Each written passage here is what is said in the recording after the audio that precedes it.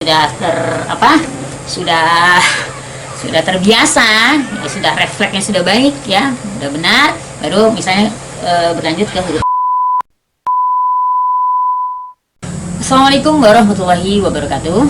Ketika kita mengajarkan membaca Al-Quran pada anak-anak atau pada orang lain, tentunya kita berharap mereka akan bisa membaca Al-Quran dengan tartil, yaitu artinya bisa membaca Al-Quran dengan baik, benar, dan fasih sesuai dengan standar ilmu tajwid. Nah, di video kali ini saya akan memberikan tips bagaimana cara melatih ya, murid yang kita ajarkan agar mereka fasih dalam membaca Al-Quran. Fasih yang dimaksud pada video saya kali ini adalah fasih dalam ketepatan melafadzkan huruf dalam membaca Al-Quran.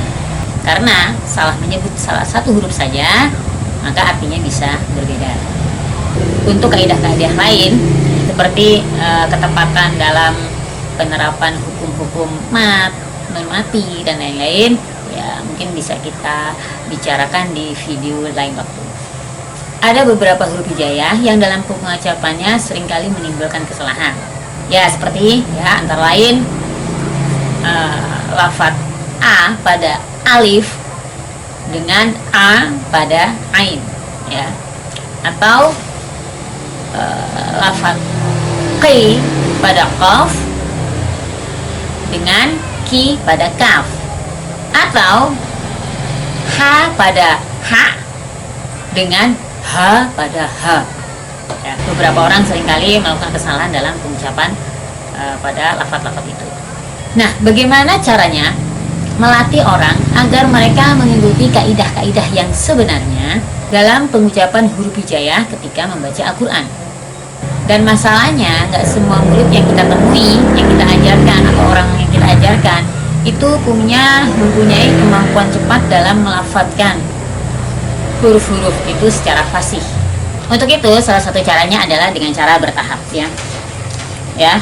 Jadi ketika kita menyimak bacaan murid kita, ya memang idealnya seseorang itu kalau kita memakai sistem Iqra, ya, dari Iqra 1 itu sampai Iqra 6, ketika sudah masuk Iqra 6 artinya dia sudah bisa membaca Al-Quran. Begitu pula kalau kita menggunakan sistem tilawati, ya, dari tilawati 1, 2, 3, 4 masuk ke tilawati 5, artinya harusnya dia sudah bisa membaca Al-Quran dengan baik dan benar. Nah, tapi dalam proses di Iqra 1, Iqra 2, ya, khususnya Iqra 1 lah, untuk pelafadzan huruf-huruf ya secara fasih, itu kan enggak semua anak itu punya kemampuan yang sama, mempunyai kemampuan yang cepat bisa melafadzkan dengan fasih. Itu enggak semua anak bisa, ya. Ada anak yang memang dia kesulitan untuk pengucapan kata misalnya a, misalnya ro kalau dia masih cedal. Nah, seperti itu. Nah, hal-hal seperti itu ya bisa kita maafkan di awal-awal, ya, untuk pelafadzan huruf, ya. Karena itu kalau kita berhenti sampai di situ, kasihan nanti anak ini nggak ada peningkatan. Nah, untuk menggantinya, ya, ketika dia udah masuk Iqra 6, ya, ketika dia sudah untuk penerapan mat, ya, matobinya dia sudah lancar dalam panjang pendek. Nah, baru kita tekankan dia untuk selalu fasih dalam membaca Al-Quran, ya. Caranya ya bertahap tadi, yaitu bertahap kita fokuskan dulu pada satu huruf, ya. Mungkin pertama huruf yang kita fokuskan adalah huruf ain, ya. Jika seorang murid melafadzkan innal ladzina kafaru sawaun alaihim, nah berhubung dia ainnya belum fasih, dia belum terbiasa, belum terlatih, misalnya dia bacanya innal ladzina kafaru sawaun alaihim, ya harus diingatkan, ya harus diingatkan, suruh ulang lagi sampai benar-benar dia pengucapan kalimatnya ain alaihim, ya. Begitu terus, ya, dalam satu ayat. Masih salah, ulang dulu, jangan nambah ke ayat yang lain dulu, ya. Jangan diteruskan ayat dulu sampai ayat ini benar-benar dalam huruf yang kita fokuskan ini dia tidak keliru, ya.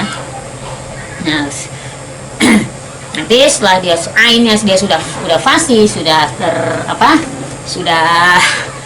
terbiasa, ya, sudah refleksnya sudah baik, ya, sudah benar, baru misalnya berlanjut ke huruf yang lain.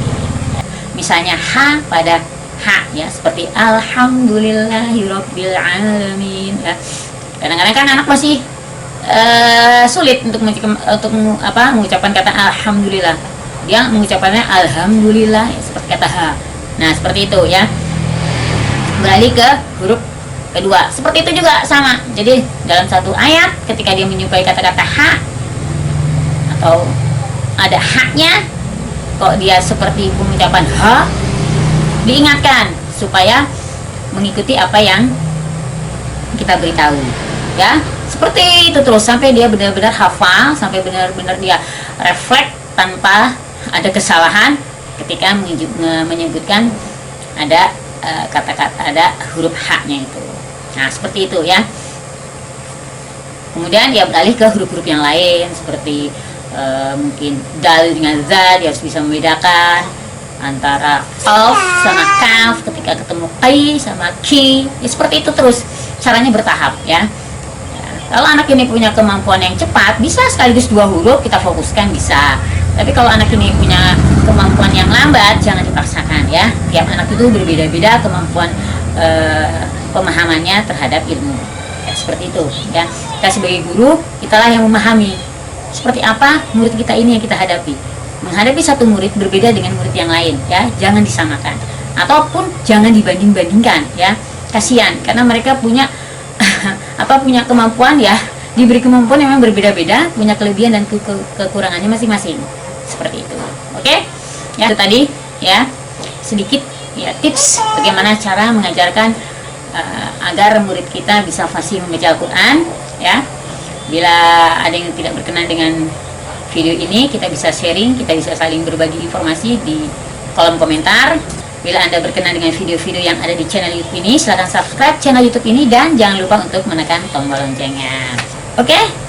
Terima kasih. Wassalamualaikum warahmatullahi wabarakatuh.